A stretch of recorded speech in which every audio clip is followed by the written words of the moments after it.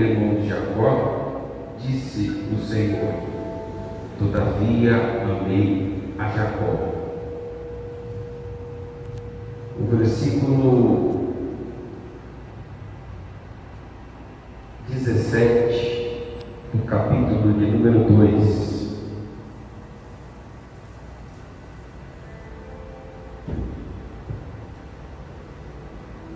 que diz assim: enfadais o Senhor com as vossas palavras, e ainda dizei: em que o enfadamos nisto? Que pensais? Qualquer que faz mal passa por bom aos olhos do Senhor, e desses é que ele se agrada. Onde está o Deus do juízo? O capítulo 3, o versículo 1 diz assim: eis que eu envio o meu mensageiro, que preparará o caminho diante de mim. De repente virá ao seu templo, ó Senhor, a quem vós buscais, o anjo da aliança, a quem vós desejais. Eis que ele vem, diz o Senhor dos exércitos. Pode se aceitar, irmão, em nome de Jesus.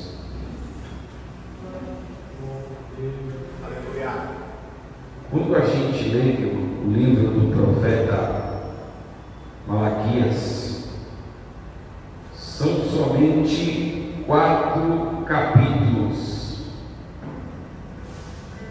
talvez o menor escrito de um profeta na Bíblia. Esse livro é muito rico, irmão. E eu, estudando um pouco, meditando um pouco, eu entendi que a missão do profeta Malaquias foi uma das mais difíceis da Bíblia. Eu vou repetir. A missão do profeta Malaquias foi uma das mais difíceis da Bíblia. Por quê? Porque o profeta Malaquias, ele prega para um povo que vem, que está saindo do cativeiro. Ora, a gente existe 3 levas que saem do cativeiro e vêm para Israel.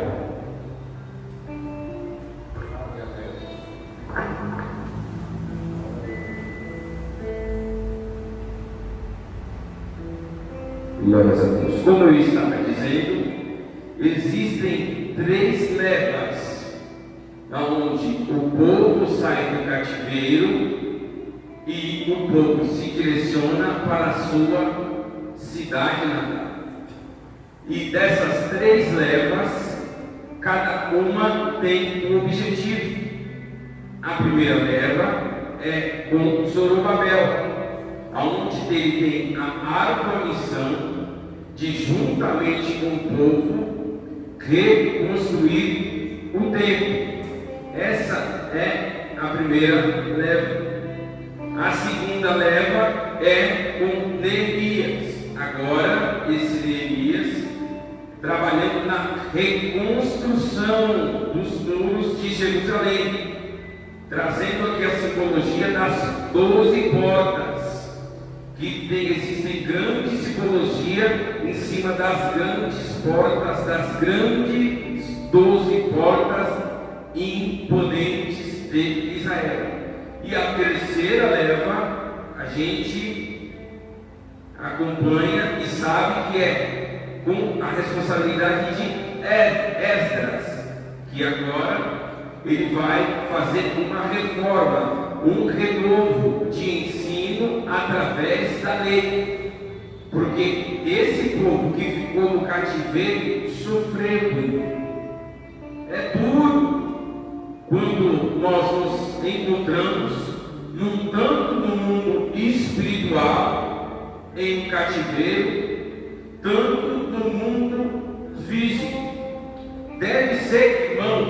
horrível estar encarcerado. Seja qual for a pena, o crime deve ser horrível. Entendemos que nós, como igreja, como cidadãos, quando erramos, seja qual for o crime, temos que pagar perante a lei. O Senhor vai perdoar? Sim, irmão. O perdão de Deus não tem limite. Sabemos que o nosso pecado, através do nosso erro, teremos as consequências, mas a misericórdia de Deus é infinita. O assunto do momento, da atualidade da humanidade, foi que duas pessoas influentes no mundo futebolístico cometeram um grande erro, cometeram um grave erro, e um deles pagou a sua fiança, cerca de 1 milhão de euros, corrigindo para a moeda local quase 5 milhões de reais, e teve a sua liberdade concedida. Já o outro não, cometeu um crime em outro local, onde a justiça brasileira detectou que ele precisa ser preso e pagar pelos seus crimes. Eu quero trazer uma conjectura da justiça terrena e da justiça divina. A justiça terrena aos nossos olhos, por muitas vezes ela é falha, por muitas vezes ela acerta. Mas se existe uma justiça que é divina, essa é a de Deus, Mateus. Olha só, querido. E por muitas das vezes nós não entendemos essa tal justiça de Deus.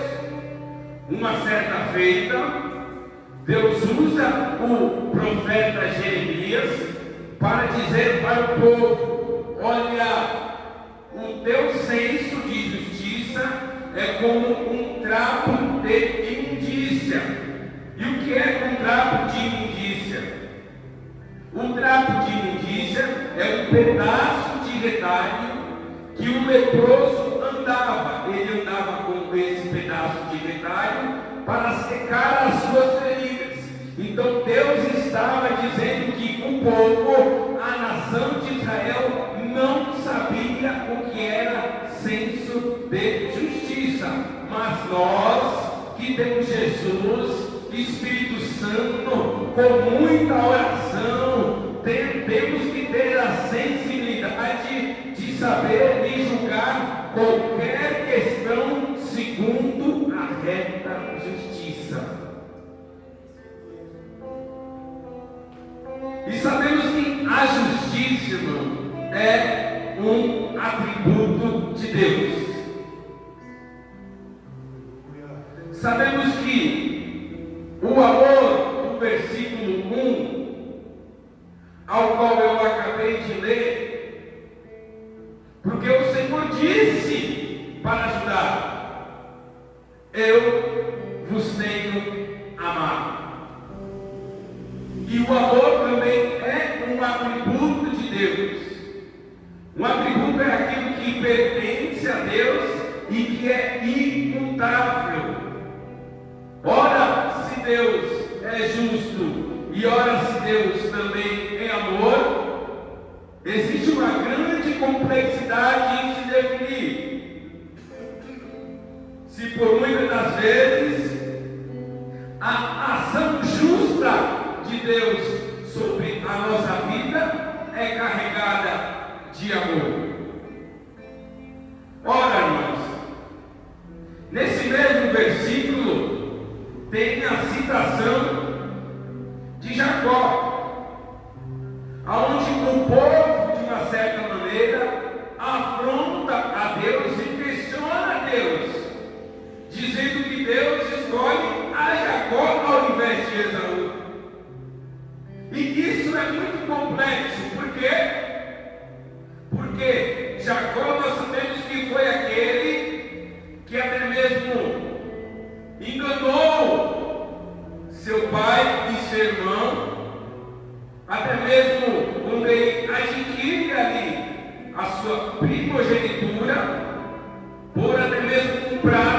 preparado pela sua mãe. Jacó, ele se veste com uma espécie de uma roupa de pelo, e ele tenta, até mesmo ele consegue enganar o seu pai. E olha, esse que não é o filho primogênito, vira o primogênito. Isso é muito complexo, porque que Jacó, enganador, é amado por Deus. A pergunta e reflexão nessa noite é: porque eu, com todos os meus erros, com todas as minhas falhas, cheio de defeito, sou amado por Deus? É justo? E muitas vezes nós temos que ouvir algumas vezes. Eu escuto muito isso. E essa semana eu escutei: fez tudo de errado e vai para a igreja.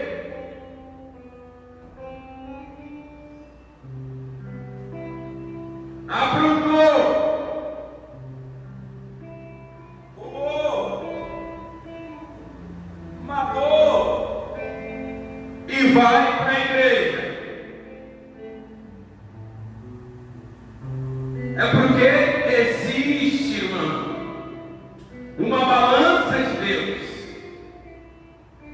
que através de Jesus está aqui nessa noite, que é mais ou menos assim: aonde abundou o pecado, superabundou a graça. Irmão, o inimigo ele quer morrer, porque nós pecamos no errar, nós pecamos no olhar, melhor dizendo, pecamos no falar, pecamos com as nossas crises interiores. Mas aonde habita o pecado, superabundou a graça.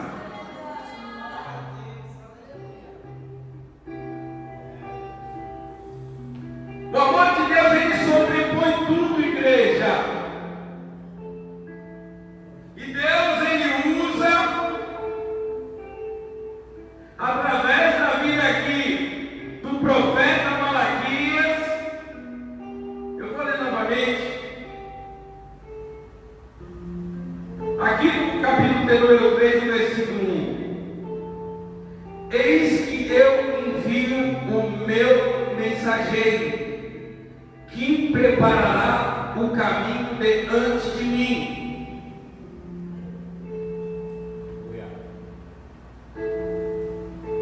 Ele está fazendo citação a João Batista.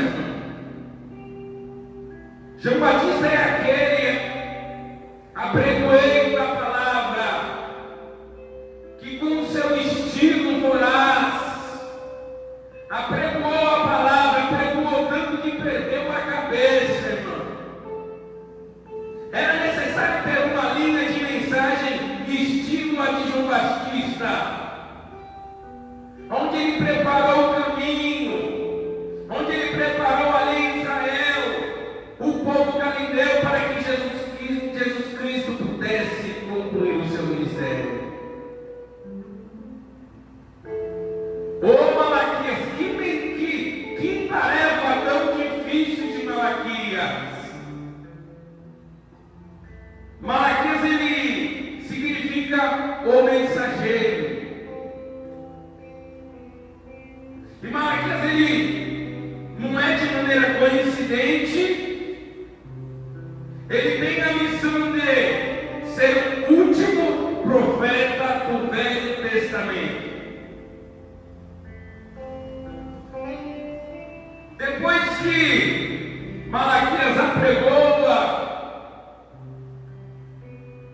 existe um silêncio de 400 anos, que só vai se cessar depois que Jesus se manifesta. No tempo de Malaquias, o culto estava em crise.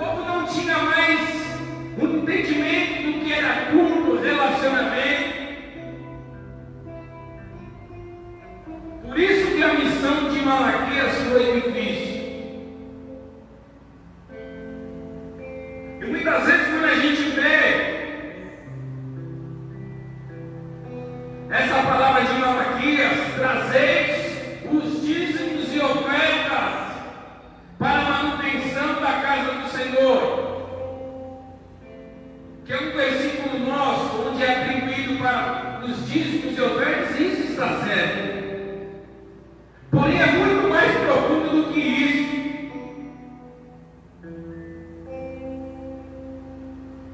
É que não é uma simples dízimo e um simples oferta, não, meu irmão. O povo estava ofertando, o povo estava dizimando a Deus, mas não tinha nada de sentimento, não tinha nada de coração, não tinha reverência. E era um povo questionador.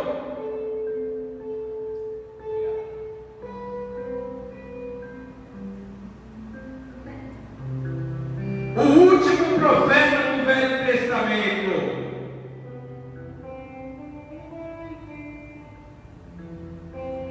o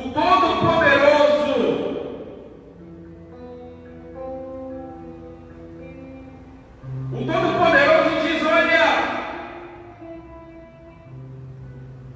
Deus, como ele repreende o povo pela vida de Malaquias, dizendo: o povo, como murmurava muito, ele diz assim,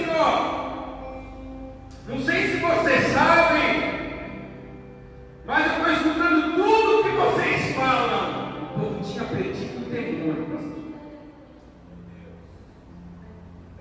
As palavras que eram balbuciadas e lançadas eram todas de afronta contra Deus.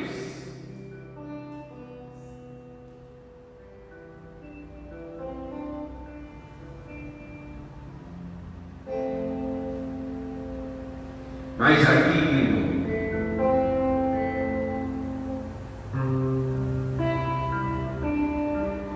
a parábola do filho pródigo. Haviam dois filhos.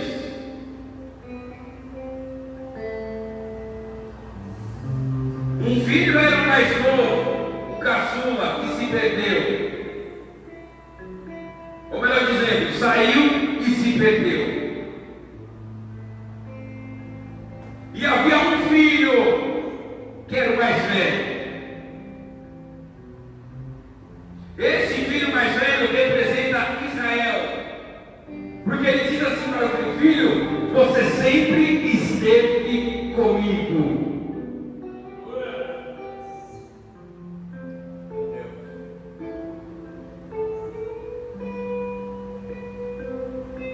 Só que esse filho se acostumou com o culto, se acostumou com a vida. Estar perto do pai ficou cômodo, numa situação de comodidade. Porém, esse filho, que somos nós, e por vezes pegamos a nossa parte da herança, isso é muito sério, porque quando o filho pede a parte da herança para o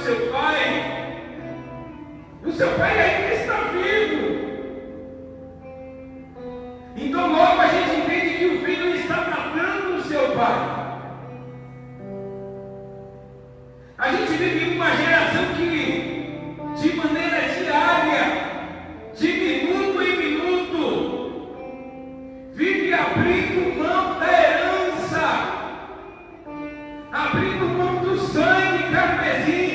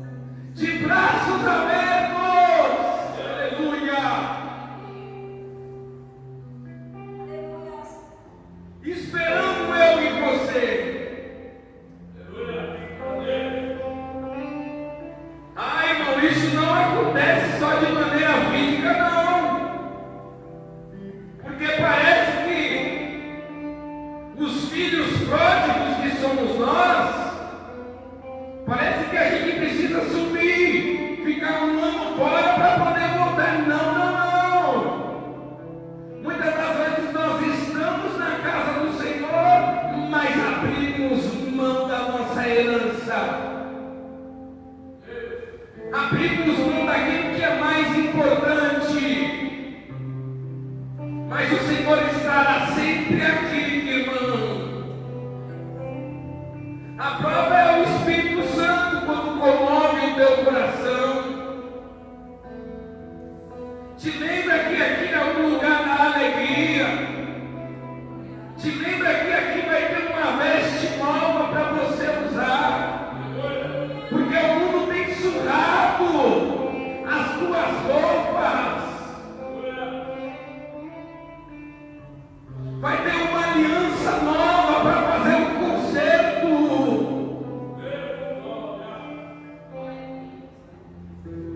O povo da época de Malaquias não sabia o que era significado da aliança, do que era um relacionamento genuíno de fidelidade para com Deus. E o nosso Jesus aqui não tem um renovo de aliança para as nossas vidas. O Senhor está preparando também uma sandália espiritual, porque os nossos pés cansam.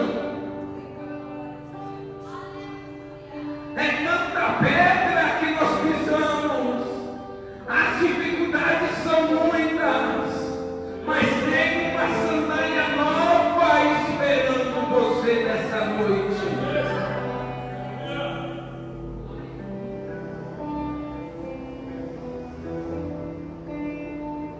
O culto precisa de amor. O culto precisa de misericórdia. Atos capítulo 2.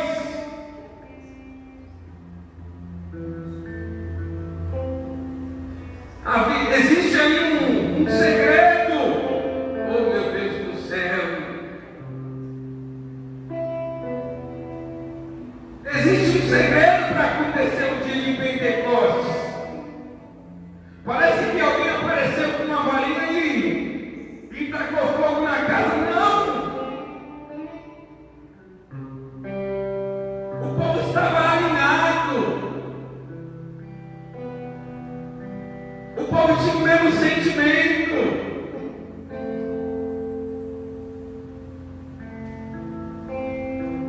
O texto vai dizer lá que todos estavam em comunhão. E a palavra comunhão é muito linda, pastor Robson. Lá da origem latina da palavra é comunicare. E a comunhão é nada mais nada menos que a junção de duas palavras, onde a gente inverte é união em comum. É comum estar unido em comunhão. Parece um trocadilho, né?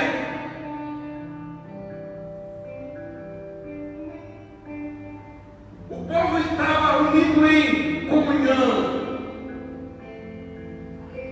Essa comunhão precisa se estender para os nossos lares. Não ser uma comunhão só de mera aparência, não. O povo estava junto nas orações. E a oração nada mais, nada menos é que a oração, que a busca incessante da comunhão para com Deus. É isso a oração. Quanto mais oramos, mais intimidades temos.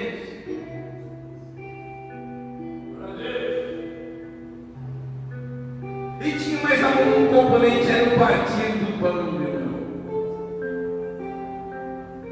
Naquela época se entendia que a melhor maneira de honrar alguém era você pegar em uma refeição, tirar a metade do seu pão e oferecer.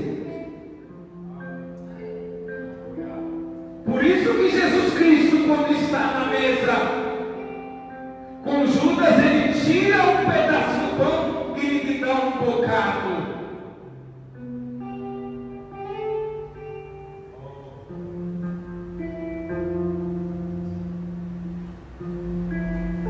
E isso é muito complexo.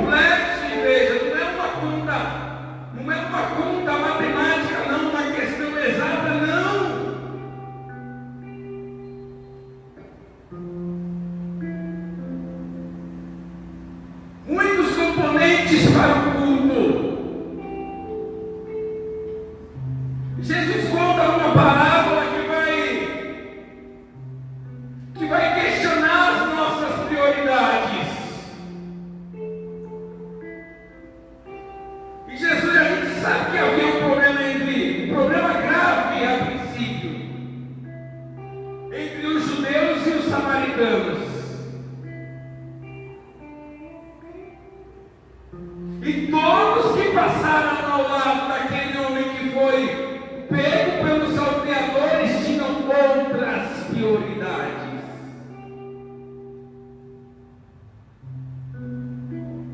Ô irmão, a palavra amor.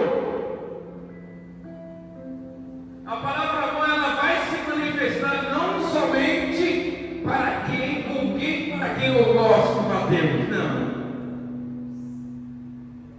Porque senão é um amor seletivo.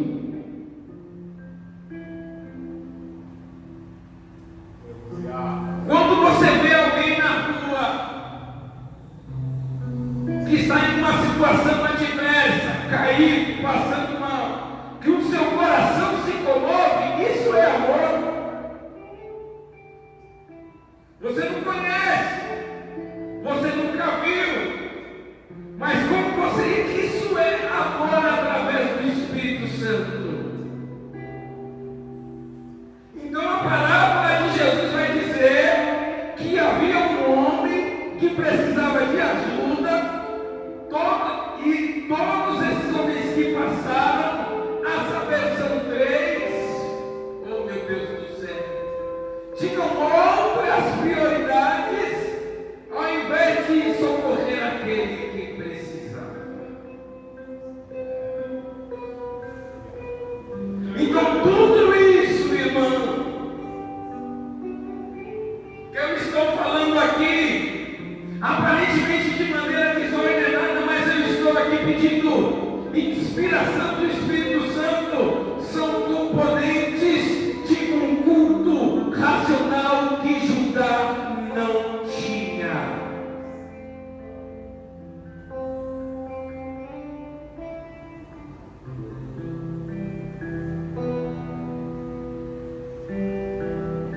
Judá não tinha, perdeu o senso de relacionamento, perdeu o senso do culto genuíno. Não tem culto, irmão, sim. Que culto é esse? Aonde eu venho para o culto, foi o que Jesus falou, meu irmão. Porém o meu coração está tão duro, Mateus, que eu não consigo me compadecer por alguém que está ferido, foi assaltado e precisa de ajuda. É o retrato da sociedade, Mateus. E graças a Deus que existe Jesus Cristo com a sua grandiosa e infinita misericórdia sobre as nossas vidas. Só que veio alguém, meu irmão,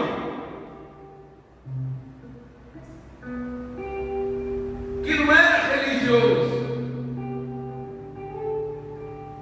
que não usava uma escola sacerdotal, só que estava cheio de boa vontade em ajudar.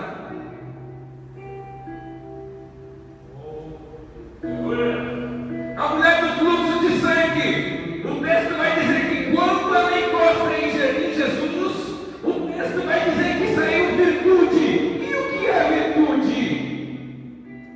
Virtude é o ato de praticar o bem.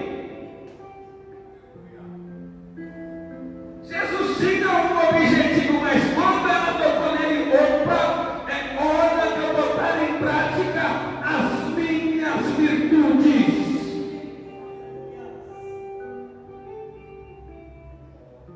Eu queria ser Jesus, porém poder curar no automático. Que coisa linda, pastor Robson. Que coisa linda, pastor José.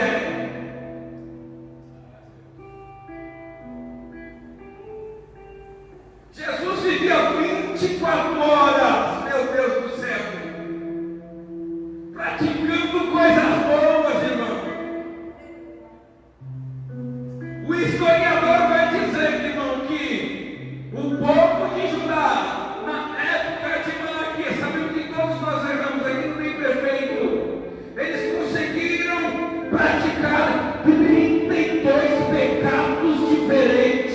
Tem misericórdia.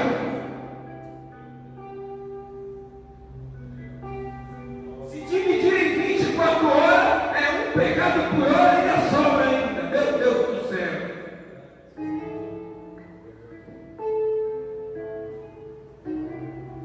O povo perdeu o temor, e além de perder o temor, irmão, pior que o pecado, irmão, existe algo pior do que o pecado. É perder o senso que o pecado é pecado. É achar que está tudo bem, que a prática está certo.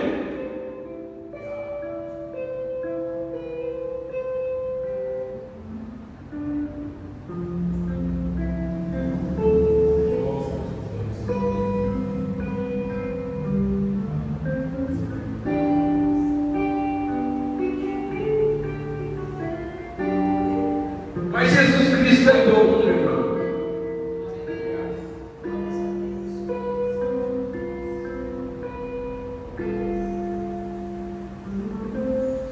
A Bíblia vai dizer assim,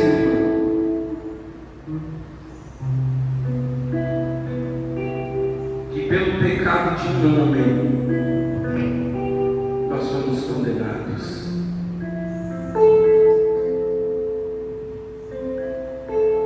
Mas pelo sacrifício de um nós somos salvos.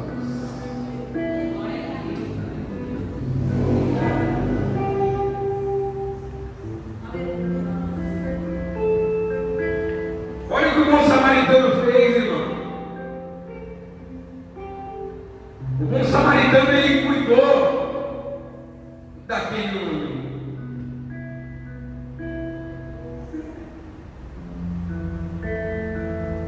É como se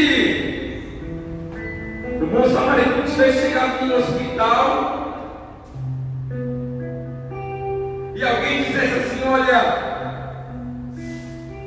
como que vai fazer? Porque não tem convênio. E a estadia dele aqui vai ficar cara, porque eu vou ter que gastar muito dinheiro. Um samaritano olha assim e diz assim: ó, deixa comigo que essa conta eu pago.